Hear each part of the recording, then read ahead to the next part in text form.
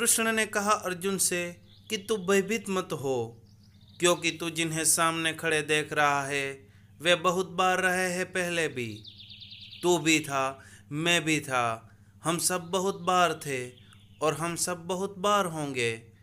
जगत में कुछ भी नष्ट नहीं होता, इसलिए न मरने का डर है न मारने का डर है। सवाल है जीवन को जीने का, और जो मरने और मारने दोनों से डरते हैं वे जीवन की दृष्टि में कदम नपुंसक और इम्पोर्टेंट हो जाते हैं।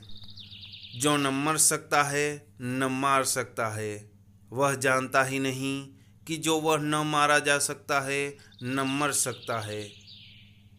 कैसी होगी वह दुनिया जिस दिन सारा जगत जानेगा भीतर से कि आत्मा अमर है। उस दिन मृत्यु का सारा भय विलीन हो जाएगा। उस दिन मरने का भय भी विलीन हो जाएगा, मारने की भी धमकी विलीन हो जाएगी। उस दिन युद्ध विलीन होंगे, उसके पहले नहीं। जब तक आदमी को लगता है कि मारा जा सकता है, मर सकता हूँ, तब तक दुनिया से युद्ध विलीन नहीं हो सकते। चाहे गांधी समझाए अहिंसा, और चाहे बुद्ध, और चाहे महावीर, चाहे सारी दुनिया में अहिंसा के कितने ही पाठ पढ़ाए जाए, जब तक मनुष्य को भीतर से यह अनुभव नहीं पैदा हो सकता कि जो है वह अमृत है, तब तक दुनिया से युद्ध बंद नहीं हो सकते।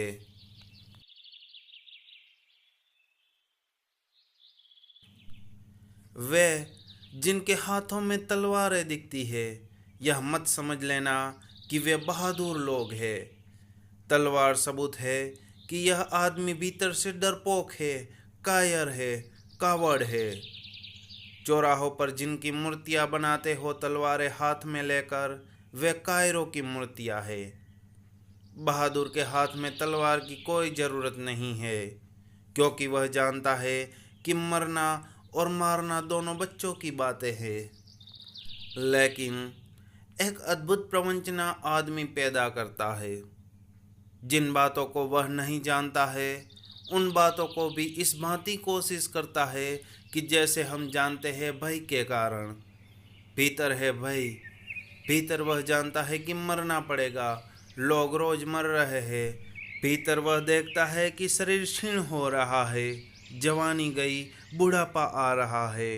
देखता है कि शरीर जा रहा है, और भीतर दोहरा रहा है कि आत्मा अजर अमर है।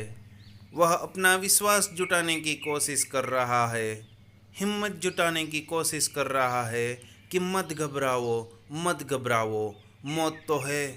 लेकिन नहीं नहीं, ऋषि मुनि कहते हैं कि आत्मा अमर है। मौत से डरने वाले लोग ऐसे ऋषि मुनियों के आसपास इकट्ठे हो जाते हैं और भीड़ कर लेते हैं जो आत्मा की अमरता की बातें करते हैं।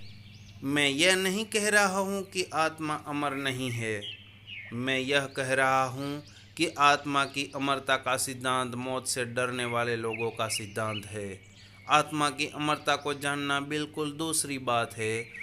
और यह भी ध्यान रहे कि आत्मा की अमरता को वे ही जान सकते हैं जो जीते जी मरने का प्रयोग कर लेते हैं।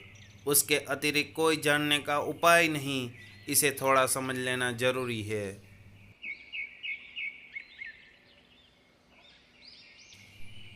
मौत में होता क्या है? प्राणों की सारी ऊर्जा जो बाहर फैली हुई है, विस्तीर्ण है, वह वापस सिकुड़ती है, अपने केंद्र पर पहुंचती है।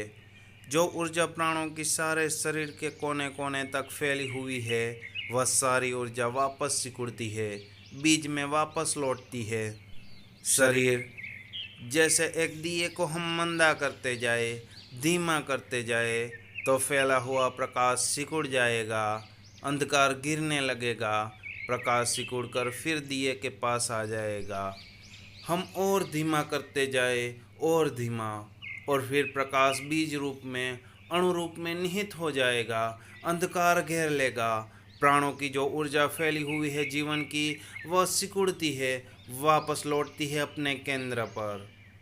नई यात्रा के लिए फिर बीज बनती है, फिर अणु बनती है। यह जो सिकड़ाव है, इसी सिकड़ाव से, इसी संकोच से पता चलता है कि मरा, मैं मरा, क्योंकि जिसे मैं जीवन समझता था वह जा रहा है, सब छूट रहा है। हाथ पैर शिथिल होने लगे, श्वास खोने लगी, आंखों ने देखना बंद कर दिया, कानों ने सुनना बंद कर दिया। यह तो सारी इंद्रियां, यह सारा शरीर किसी ऊर्जा के साथ संयुक्त होने के कारण जीवन था। वह ऊर्जा वापस लौटने लगी। देह तो मुर्दा है, वह फिर मुर्दा रह गई। घर का मालिक घर छोड़ने की तैयारी करने लगा। घर उदास हो गया, निर्जन हो गया, लगता है मरा में। मृत्यु के इस क्षण में पता चलता है कि जा रहा हूँ, डूब रहा हूँ, समाप्त हो रहा हूँ।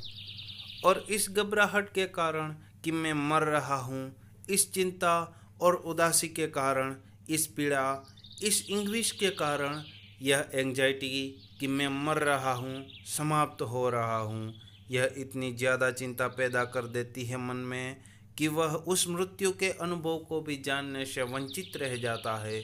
जानने के लिए चाहिए शांति, हो जाता है इतना अशांत कि मृत्यु को जान नहीं पाता।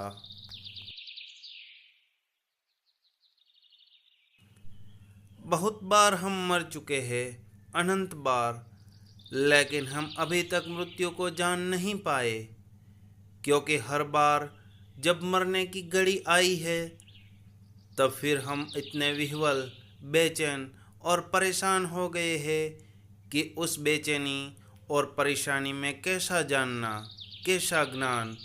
हर बार मौत आकर गुजर गई है हमारे आसपास से, और हम फिर भी अपरिचित रह गए हैं उससे।